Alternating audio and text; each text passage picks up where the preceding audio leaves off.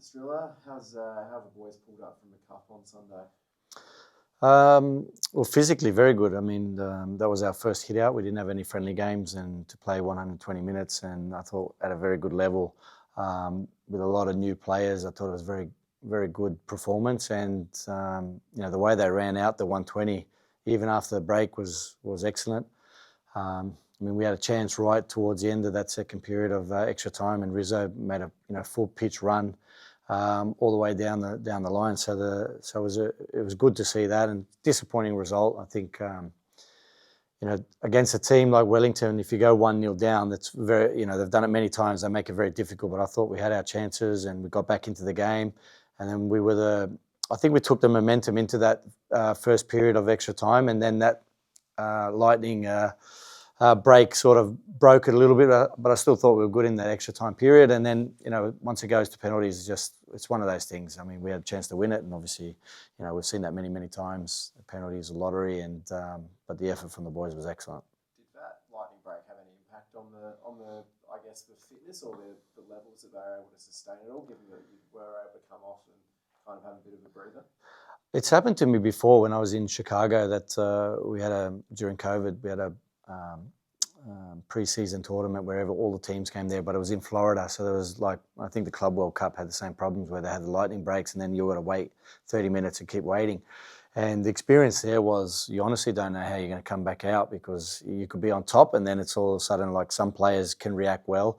I thought generally we were fine. I just thought the momentum was really good going into that first period, and then it's sort of the half an hour just leveled it out a little bit. I still thought we were comfortable, but I don't think it wasn't as big an impact. Maybe one or two players I felt like they couldn't get out of second gear, but generally it was it's just a bit of a leveler. How's Scott Wooden pulled up as well? He obviously came off. Maybe was it a bit of cramp? It was cramp, yeah. So he's all right, and like I said, it was a soggy, muddy pitch, and it was difficult. Not the whole pitch, but there's some areas were a lot worse. But he put in a great shift as well. Playing now a different style, a little bit more aggressive. Thought him, Caltech when he came on. I mean, it's just shame we couldn't start with these guys in this match, but you could see the difference in the quality, and just these guys are going to add so much to the team. And we still had a lot of players that are out, so he'll be fine. No Nick Pennington, Luke Amos, or Lockie Wales on the weekend. How far away are they from kind of beginning of pre-season? Wales and Amos were training today, so we're just missing by a few days, really, to be honest. And Frenny as well, who played so well in the last 4 games of the last year. These guys, unfortunately, just coming in off the back of last season with a few niggles, and then we just didn't want to risk them. So is that just a matter of days? Are they any chance on Thursday evening? Yeah, they are. But again, we're not going to take any risk. I think you'll see some players that weren't available in the Cup that are going to get some minutes against Milan. But again, this is a great occasion for everyone, but we still want to make sure that everybody's fit to play however minutes they're going to play. How will you treat this game? Is it purely just pre-season minutes? Well, I mean, it's a pre-season game, and it's a great opportunity for us to get games here in Perth, which is always a difficult thing for us. But to play against AC Milan or any top team is always a special occasion, and we're going to treat it like that. But in saying that, if you saw the games that they played against Arsenal and Liverpool leading into this, it's just a fantastic squad, a very, very good transition team. So, they can sit back and then just hit you in a few seconds. And that's what they did to Liverpool. They scored basically 4 goals like that, soaking up a lot of pressure and comfortably then going forward. So the type of game will be interesting to see if they do that against us or they have more of the possession. Because in the last 2 games they had less possession but dangerous on the counter-attack. But the quality in the squad is just unbelievable. It's just, and they've just added. They were already one of the best transition teams last year, and they've added to that squad. But again, we're going to relish the occasion and make sure that, for all the players, we get the learnings out of it. Have any of your boys approached you looking for a specific job during the game or an opportunity? They're all approaching me to play, that's for sure. So I think everybody wants to play, and the players don't approach me, to do this or that or play this or that. Everybody wants to be a part of it. But to be honest, from the start of this pre-season, it's like, this new training venue, everything is, we spoke about it last year a lot. About now we're here, it's much, much different. A lot of new players, a lot of new coaching staff and admin staff. So there's been a lot of turnover. We keep making the steps forward, and you can see this place is getting built around us, and it's improving day by day. But having your own base and training pitch like this has been just excellent. So this is a top game for us at this stage of pre-season, and we're going to go out there and enjoy it. A lot of the teams that come visit here, they still do a lot of their training in secrecy. Is there any opportunity for even yourself to interact, learn with AC Milan? Well, we've got our own training to focus on, so they're pretty much training the same time as we are, and yeah, it's not normally normal for you to go to the opposition and watch their training sessions. It doesn't matter who the opposition is. They're focusing on their team, we're focusing on ours, and we're going to approach this game, with the idea of enjoying the experience, but also getting our team gelling together against a top world-class opposition. Are there any sort of players, staff here that are AC Milan fans? Is there anyone particularly that you've seen as being really excited about the prospect of Thursday night's game? No, not really, because we're focusing on Wellington. The cup match was an important competition match, and we were focusing on that one. I grew up watching AC Milan like everyone else, and when we're in Serie A. When I was there, we played against them, and so it's the experience of top teams, not just them, and other teams that have come to Australia. It's always a great occasion, but in the context of what we're doing, we're trying to add the building blocks in pre-season, which is a very long pre-season, and this is going to be a very important step for us. What do you think about the opportunity for the club? When these big teams come to Perth to play the Glory. 25, however many thousand people are there on Thursday night. It's an opportunity for these people that might come to watch AC Milan in their own state to see their team that they might not come out to come and watch all the time. How important is that for the club as an opportunity to try and capture new fans from the state? It's always important. I mean, you see when the top teams come to Australia, not just Perth, but anywhere in Australia, there's always big crowds and a lot of following. And we obviously want those same fans to come and follow us every week all around Australia in the A-League. And I think, Wrexham was a great example. The fans that were following Wrexham, I think it was 40,000 against Sydney FC. And I think Wolfie after that game said, we need these guys coming every week, and it's the same thing. It's great. We follow world football, but we need and we have to produce the football and the environment and the league for the fans to come out there. But I think you saw against Wrexham, where Wellington and Sydney and Melbourne did very well against them.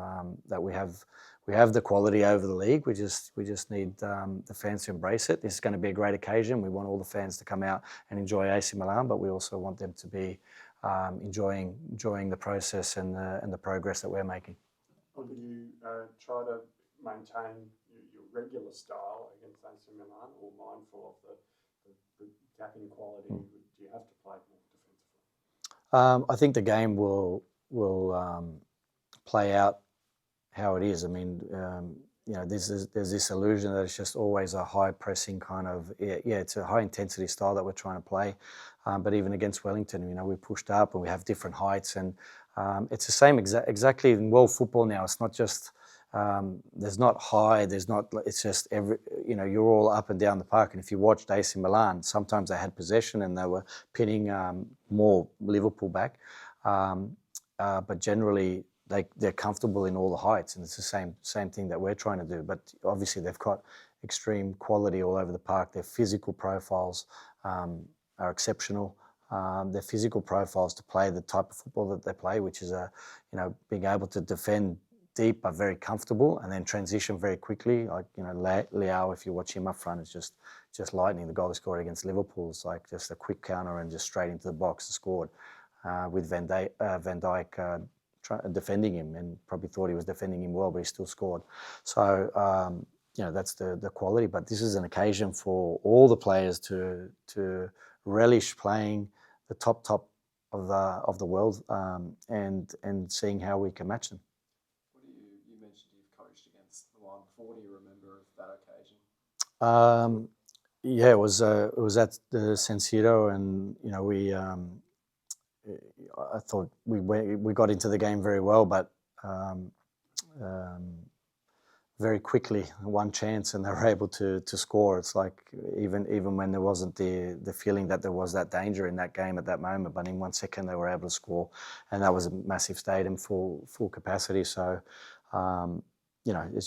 it's funny. I was just saying to the guys, we were playing at a local park here in Perth like a few days ago, and now we're going to play one of the big teams, and that's what football gives you. It's like where we came from was playing as a kid in the local park, but in a split second you can be playing against AC Milan in a match against stars that you never maybe thought you would play against. And I think that's the beauty of football, that it gives you the opportunities to have these moments, and we'll be taking that,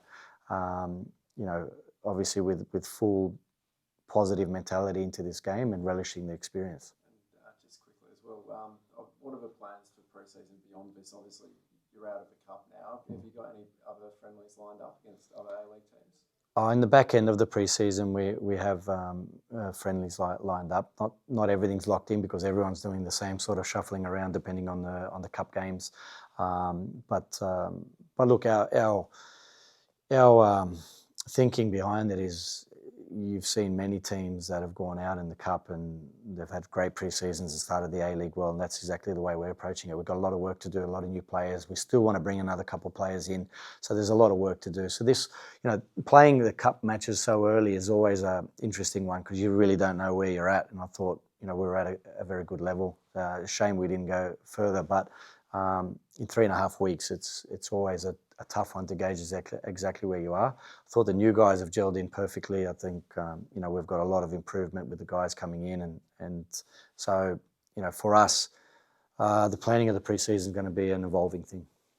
Is there any moment from back in your playing days where you got to play in an exhibition game against one of the big clubs that stuck with you? Yeah, well, I played Liverpool when I was in Aberdeen, and I'm the same. I mean, it was just a great occasion, and you watch a lot of these stars, and even when you're playing in Europe, and I was playing in the first league in Scotland, but still you play a team like Liverpool. It's a great occasion, and Steven Gerrard was playing at the time, and there's a lot of good players in there, and so it's great. So I know what the guys are feeling, and I know the guys are going to enjoy the experience. So again, like you said, it's great for Australian football. It's great for the fans here in Perth. Great for the fans in Australia. And hopefully, with these games, bring the fans to then keep coming back for the A-League. For young players, also, when Glory played West Ham, Optus Stadium, 60,000 people. Daniel Benny, scores a brilliant goal. Yeah. Against Wrexham, we've seen kids from Wellington and Sydney FC really steal the show and write headlines in games where all the attention was on Wrexham, and they sort of wrestled the narrative back towards the A-League clubs. And these are kids, and we've seen the history in the recent years of kids doing really good things in our league. Just what is the opportunity like for the players in your squad that people may never heard of before might do something really special on Thursday night? I'm sure there's a couple of boys in there that are not even going to be aware that they're going to have some time in the AC Milan game. And again, that goes back to the whole thing. You can be in one position in playing in the youth team in the NPL one day, and then next day you're playing some minutes against AC Milan. And again, it's just the beauty of football. Your life can change very quickly, and moments like these, when you don't expect it, can fall in front of you. So I hope they enjoy it. I hope they embrace it, and it's just a great experience for everyone. All good? Okay. Thanks, guys. See you later.